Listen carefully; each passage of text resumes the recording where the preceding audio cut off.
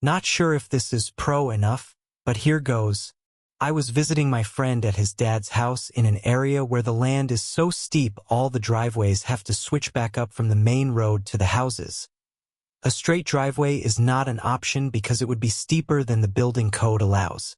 A few doors down the road there lived a nice old couple who until recently had had a vacant lot next door to them. But the lot had sold and the new owner had started construction on a new house.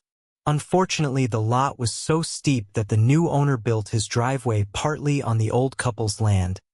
It was carved out of the hillside with an excavator. This probably wouldn't have been a big deal if the new owner had approached the old couple first and asked nicely. But did he? Would I be telling this story if he had? In fact, the old couple had no idea what was happening until they came home one day to see a huge scar in the hillside snaking up from the road in front of their house, across the corner of their property, and winding upwards to where an excavator was working to prepare the land for their new neighbor's house. They were pretty upset, but being nice, reasonable people, they figured it was an honest mistake, so they went over to talk to the machine operator. He didn't know anything useful, but he was happy to give them the phone number of the new property owner. The old guy gave him a call and politely explained the situation, but his new neighbor, whom he'd never even met, was having none of it. He flat out denied that the driveway crossed the property line, and he was rude enough that the old guy was pretty upset. At this point, the old couple weren't sure what to do. They double-checked the property pins to make sure they were right, and of course they were. But after further conversations with the new owner, it was clear he was an unreasonable guy who wasn't going to come to the negotiating table willingly. The old couple didn't want to take legal action because that would have been expensive and, frankly, the damage to their yard was already done. At the same time, they couldn't just let someone walk all over them like that, especially if they were going to be living next door for the foreseeable future. So the situation stewed for a while as construction continued on the new house, until one day when my friend's dad saw the old couple in the neighborhood and they started chatting. Of course, they told him the story about the difficult new neighbor. Now, my friend's dad really likes the old couple who don't have a mean bone in their bodies, so he was pretty frustrated about the situation, and when he went home he couldn't get it out of his head. That evening, after a few beers, he had a brilliant idea.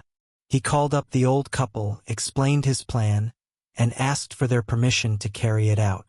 They chuckled and gave him the go-ahead, so he hopped into the rusty old full-size pickup he kept as a second vehicle and drove it over to the old couple's place, where he parked it across the encroaching driveway, making sure it was entirely on their property. The next morning, the work crew arrived bright and early to find that they couldn't drive to the house they were building because someone had parked an old F-150 across the driveway.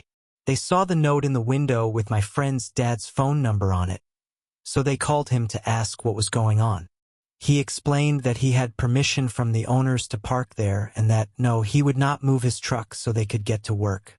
Furthermore, if anyone attempted to tow the truck, they would be charged with trespassing and theft.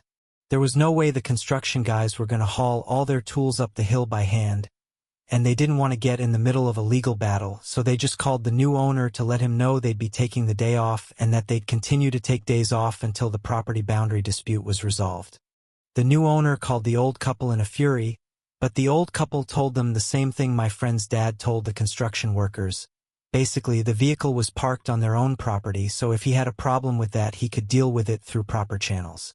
To make an already long story shorter, the new neighbor ranted a while, but eventually he wanted his house to be built, so the nice old couple ended up with a significant sum of money in exchange for an easement allowing the driveway to pass across the corner of their property. And my friend's dad got several thank you cases of beer and the satisfaction that comes from putting an unreasonable person in his place. Edits. Phrasing. This occurred in a small town in Canada. For those who think I made it up, thanks for thinking I'm so clever, but judging by the number of similar stories in the comments and people asking if this was in X town, I think this happens pretty often, not too surprising considering the number of houses built each year in the world. Regarding the legal questions and comments, the reason the guy built the driveway where he did was because it was cheaper and easier than making it all on his land, not because there was no other option, so most of your points, if not all, are moot. I'm on mobile so can't paint a picture. But imagine two lots next to each other on the uphill side of a road with the property boundary perpendicular to the road. The older couple live on the left when you're looking uphill. The new driveway is for the property on the right, and it snakes up the hill in a roughly S shape. The bottom 50 feet or so of the driveway crosses the old couple's land to reach the road. I'm not sure if any trees were harmed in the making of this post. The driveway was done by the time I saw it. But the couple didn't make that an issue, so I suspect not. Yes, my friend's dad drove after drinking a few beers. Every hero has his flaw. Thanks for reading. TLDNR. Neighbor built a driveway across someone else's land without permission and wouldn't compensate them for it. So they parked a truck across it to block access to his land until he would negotiate.